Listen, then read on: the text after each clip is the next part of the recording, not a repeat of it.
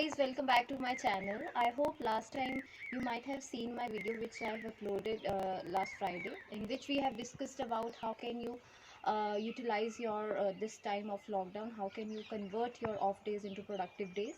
And I'm pretty sure that maximum of you might have come across various ideas, like various creative ideas which we have not discussed in our video. So guys, if you have any idea which is apart from those 3 or 4 ideas which we have discussed, kindly mention them in the comment section so that we can consider them as well.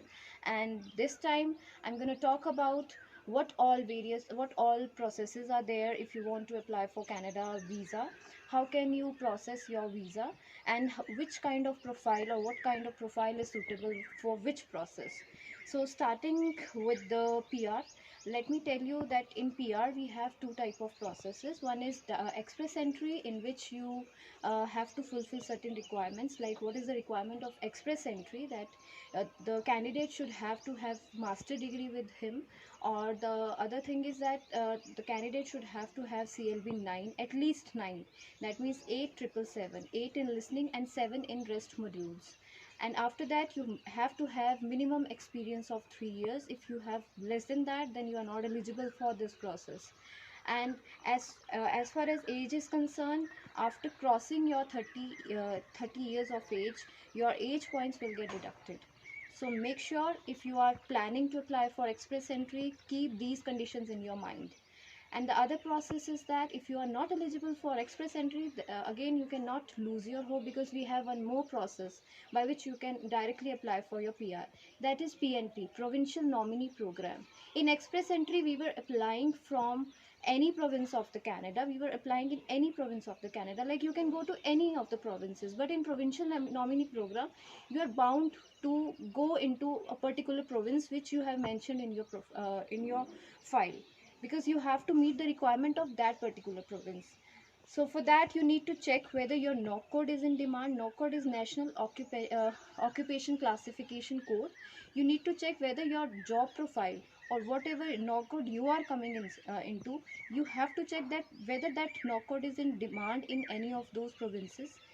And if that is in demand, or if your NOC code is in demand, then you have to fulfill the rest requirement of that particular province.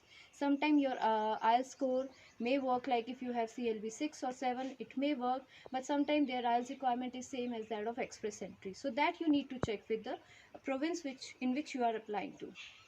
And the other option is that if you have any of your friend or family in Manitoba province of Canada, then you can apply for your PR, because you will get 250 bonus points or additional points for your friend or family whosoever is there in that province. You will get 250 points for that.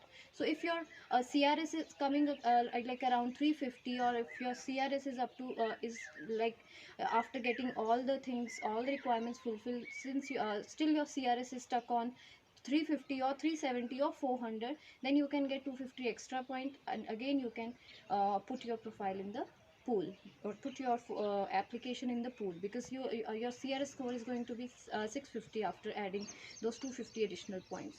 So that was all about the PR processes. Now if you are not eligible for these three processes, you don't have express you don't have masters, you don't have your NOC code in demand, you don't have any relatives of your in Manitoba, then but still you want to pursue for your Canada dream, then you can apply under study visa. Study visa, for that you need to check with the college what is their requirement, and if you have done bachelor's, if there is a gap of around 5 or 6 years, still you can apply, because you have to justify.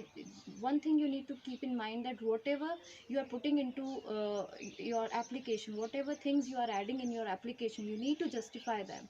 You should not leave any any whatever document you are adding, you should not leave them unjustified. If you are showing that you have gap of 5 years, then you have to show what were you doing during those 5 years. You cannot say that you were sitting back at home, you were not doing anything. You have to justify them. You have to convince visa officer in a way that he will grant you visa. So if you have any query in these processes, or if you are confused, still confused, that my profile is like I have done this or that, but still I'm not sure for which process I should opt for, feel free to write to us. We have enclosed our email contact details in the description box. You can check, you can reply to us, you can write to us, you can contact us, or you can put your query in the comment section so that we can address your query in the upcoming video. So that was all about today's video. Guys, if there is anything that is in your head that you want to ask, feel free to write to us. And please be safe, stay back at home. We are fighting a battle, and we have to win this battle at any cost. So thank you guys for watching me. Guys, if you have not subscribed my channel as yet, please subscribe it. We'll keep you updated for various immigration processes, for various updations in the visa processes, and we'll also keep you updated about tricks and tips of IELTS. And we have also come up with a new channel in which we are telling you about various personality development tricks.